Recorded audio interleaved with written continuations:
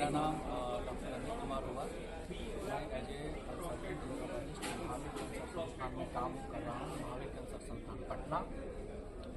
जिन लोगों को भी एक एज के बाद 40-50 के बाद बार बार पेशाब लगे, पेशाब रोक नहीं पाते, पेशाब का धार कमजोर हो जाता है, पेशाब खुल के निकाल नहीं पाते, उन लोगों को इधर उधर थोड़ा छाप डॉक्टर मिलने के बजाय इसके एक्सपर्ट से मिलें। इस डिपार्टमेंट के एक्सपर्ट जो होते हैं उनको हम न्यूरोलॉजिस्ट बोलते हैं। बिना इधर उधर भटके हुए हमेशा कोशिश करें कि अपना राय एक न्यूरोलॉजिस्ट से